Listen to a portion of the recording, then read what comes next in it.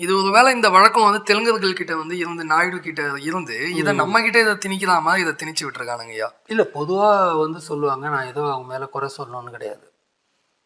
நாயுடுகளில் பார்த்தீங்கன்னா, இதை நான் பொதுவாக பல முறை கேள்விப்பட்டது வந்து, மனைவிமார்கள் இப்படி இருப்பாங்க, அப்படி இருப்பாங்க, இப்படி இருப்பாங்க, திருப்பி வந்து சேர்த்துப்பாங்க, இப்படின்னு நான் கேள்விப்பட்டது உண்டு. நான் ஏதோ வந்து அவதூறுக்காக அப்படி இதை சத்தியமாக நான் அதை பேசலை.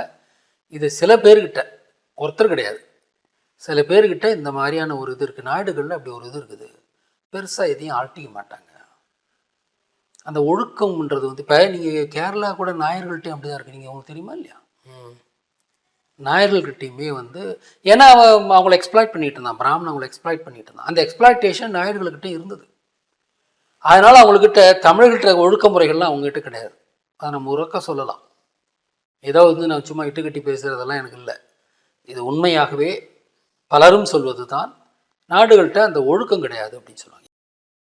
தமிழ்நாட்டில் 5ஆம் தமிழ் சங்கம்னு சொல்லி இந்த பொய் தமிழ் தேசியவாதி எல்லாம் பேசிட்டு இருந்தீங்கன்னா தொலைச்ச போடுவோம். தொலைச்சு என்னடா உங்களுக்கு திமுரு, எவ்வளோ பெரிய திமுரு.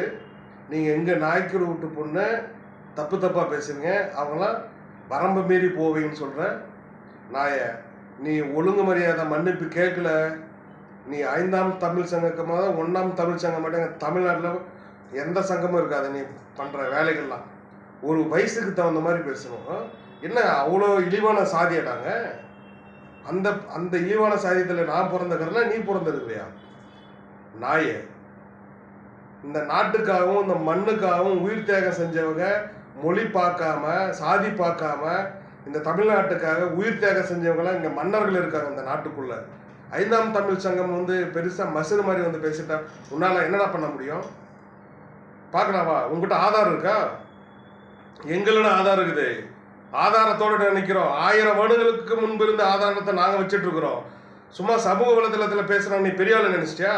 எங்களுக்கு பேச தெரியாதா? என் பாட்டா அன்னைக்கு வாழேந்தி போரிட்ட வம்சத்தில் பிறந்தவங்க நாங்கள். சும்மா சாதாரணமாக கிடையாது. நாங்கள்லாம் இன்னைக்கு வந்து எடுத்து வச்சுட்டு வச்சுருக்கோம்.